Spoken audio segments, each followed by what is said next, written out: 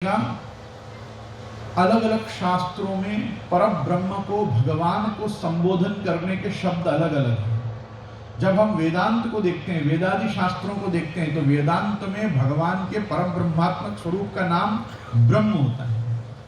जब हम कहते हैं ब्रह्म का स्वरूप ऐसा, तो ब्रह्म का मतलब सीधा कृष्ण ही होता है। कृष्ण से इतर और कोई अर्थ बनता ही नहीं है।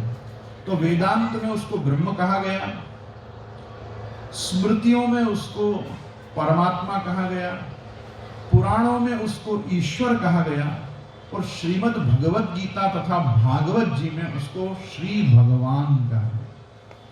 आप देखो, संपूर्ण भगवत गीता में भी आपको कहीं कृष्ण उवाच नहीं मिलेगा।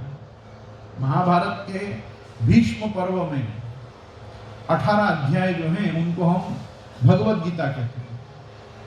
तो महाभारत शास्त्र के भीष्म पर्व के 18 अध्याय में 18 अध्याय का प्रारंभ कौन कर रहा है? गीता जी शुरू कौन करता है? धृतराष्ट्र उवाच। सबसे पहले कौन बोलता है? धृतराष्ट्र। धर्म क्षेत्रे कुरुक्षेत्रे संवेता युत्सवा, वहां से धृतराष्ट्र बोलता है। धृतराष्ट्र के प्रश्न का उत्तर कौन देता है? संजय दे रहा है। संजय देते देते बताता है कि ऐसा आपके पुत्र दुर्योधन ने कहा। फिर दुर्योधन बोलता है। दुर्योधन के बाद एक स्थान में भगवान कृष्ण बोलते हैं, उसके बाद अर्जुन उवाच, अर्जुन उवाच, अर्जुन उवाच चलता है पूरे प्रथम अध्याय में। लेकिन द्वितीय अध्याय से जब भगवान के हाथ में गीता जी की कमान आती है, तो जहां से भगवान का बोलना शुरू होता है, वहां व्यास ने, शुक ने या अन्य किसी भी पौराणिकों ने कभी कृष्ण उवाच नहीं लिखा। श्री भगवान उवाच। अब भगवान बोल रहे हैं। भगवान का बोलना बहुत इंपॉर्टेंट है, मेरी बात समझिएगा। भागवत जी में भी आप देखो, चाहे मत्स्यावतार हो, चाहे नरसिंह भगवान हो, चाहे वामन जी हो, यहाँ तक कि ऋषभ देव जी हो, कपिल देव जी हो, भगवान के किसी भी अवतार ने यदि कोई उपदेश दिया है, तो भागवतकार ने वहां पे वामन, नरसिंह, मत्स्य, कपिल, ऋषभ ऐसा नहीं लिखा है। क्या बोला है? श्री भगवान वाच। ये भगवान बोल रहे हैं। भगवान बोलने का सीधा अर्थ बनता है भगवान श्री कृष्ण। अब देखो मजेदार घटना क्या है।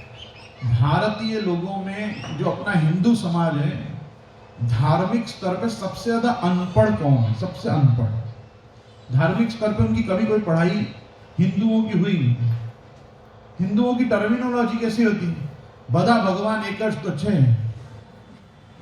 क्या बोलते हैं? बधा भगवान। शास्त्र कहता है भगवान एक ही हो सकता है। एकमेवा द्वितीयो ब्रह्म, ब्रह्म एक ही हो सकता है।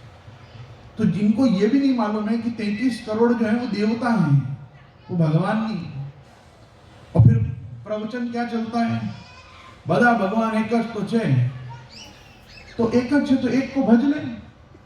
फिर 10 जगह क्यों माथा टेकता है? 10 से क्यों डरता है? वो 10 एक हैं, तो एक को भजो। All roads lead to London, एकम सद विप्रा बहुधा वदंती। सारे मार्ग एक परमात्मा की ओर जा रहे हैं, तो सभी मार्ग में जाने की क्या जरूरत है? जिस मार्ग में चल रहे हो उस मार्ग में गतिशील हो जाओ। तो जब आश्रय अन्याश्रय की बात आती है, तब तुमको ब्रह्मवाद प्रकट हो जाता है। और ब्रह्मवाद क्या प्रकट हो जाता है? बदा एकच तो छे है। मैं भी मानता हूं बदा एकच छे, बदा भगवान માં છે। દેવહા નારાયણાંગજા, આ બધા નારાયણથી સંભૂત થયા છે। भाई आप कहते हो जगत की रचना किसने की? जगत की सर्जन किया ब्रह्मा जी ने। ब्रह्मा जी की उत्पत्ति पुराणों ने कहां से बताई है? ब्रह्मा जी की उत्पत्ति तो भगवान पद्मनाभ के पद्म योनि भगवान स्वयं हुए हैं। आपकी नाभि कमल में से एक पद्म प्रकट हुआ, और उस पद्म में से जो जन्मा वो ब्रह्मा जी जन्मा। जगत का सर्जन करने वाला भगत, जगत के पालन करता के गर्भ में से जन्म लिया। मतलब ब्रह्मा जी का पालन भी उनके अवतार के पूर्व परमात्मा के शरीर में हो रहा था, क्योंकि वो पालन करता है। पालन करता की कोई अवधि नहीं होती कब तक पालन करना। पालन करना सदा सर्वदा है। सृजन का एक टाइम होगा। भाई आपसे पूछा जाएगा, धर्मेंद्र भाई ये फैक्ट्री कब बनाई? न करे नारायण, कोई दिन कोई प्रतिष्ठान बंद हो गया तो पूछा जाएगा कि ये कब बंद हुआ, इसका प्रलय कब हुआ? भाई सृजन के देवता का सृजन हो सकता है, प्रलय के देवता का प्रलय हो सकता है, पर पालन करता का तो होगा ना कि ये तो चल ही रहा। पालन करता की कोई अवधि नहीं नक्की होती। इसलिए भगवान का जो अनंत है, भगवान का जो अनंत है, जो भगवान की अनादिता है, वो कृष्ण से इतर किसी में आएगी ही नहीं। क्योंकि जब बहुत पूछोगे कि भाई ये रुद्र की उत्पत्ति कहां से हुई, ब्रह्मा जी में से, ब्रह्मा जी की उत्पत्ति कहां से हुई, विष्णु से हुई, विष्णु की उत्पत्ति कहां से हुई, तो गाड़ी अटक जाएगी। और गाड़ी अटकने के बाद ढूंढा जाएगा कि ये तीनों देवता जो 33 कोटि देवता में प्रधान बताए गए हैं, ब्रह्मा विष्णु शिवादि, ये किसके अवतार हैं? तो मालूम पड़ेगा ये तो गुणावतार हैं, ये तो सत्व गुण के, रजो गुण के, तमो गुण के अवतार हैं। ये सात्विक राजस तामस गुण बनाए किसने? तो भाई ये तो एको हम बहुश्याम प्रजा ये तस्माद एकाकी न रमते द्वितीयम इच्छत इत्यादि विचार करने वाले ब्रह्म ने एक दिन विचार किया कि मैं अकेला रमण कैसे करूं, मैं मेरे रमण के लिए सृष्टि उत्पन्न करूं। सृष्टि उत्पन्न करने के लिए कहीं और से कुछ पदार्थ लाने की जरूरत तो नहीं है, मैं ही बहुरूप हो जाऊं। और उस संकल्प से भगवान ने जब बहुरूपता का संकल्प लिया तो भगवान ही ब्रह्मा जी बने, भगवान ही विष्णु बने, भगवान ही शिव बने। और इस प्रकार से कल्याण तत्व के रूप में भगवान इस लोक में आविर्भूत हुए। इसलिए बताया निर्गुणस्य गुणात्रय, निर्गुण में से ही 3 गुण प्रकट हो सकते हैं। बाकी सत्व में से रज, रज में से तम, ऐसे उत्पन्न अगर हो भी गया तो ये रिवर्सल कहां जाएगा कि तमोगुण जो है वो रजोगुण में लीन होगा, रजोगुण जो है वो सत्वगुण में लीन होगा, सत्वगुण जो है वो निर्गुण में लीन होगा। और निर्गुण का मतलब बिना गुणों का नहीं होता है। निर्गुण शब्द का अर्थ होता है कि जिसमें कोई भी बुरे गुण नहीं है, वो निर्गुण है। गुणों से शून्य को निर्गुण नहीं कहते हैं। इसी प्रकार से निराकार शब्द का मतलब आकारहीन नहीं होता है।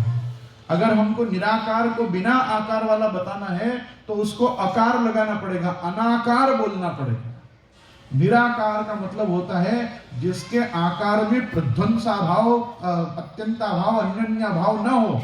मतलब जो पहले था कि नहीं, अभी है क्या, आगे रहेगा कि नहीं, इससे जो हीन है, इससे जो परे है, उसको हम कहते हैं वो निराकार है। लेकिन जब इंद्रिय गोचर हो जाता है, जब अपन उसको सुन सकते हैं, देख सकते हैं, पहचान सकते हैं, तो हम उसको कहते हैं ये साक्षात्कार हुआ, ये साकार हुआ।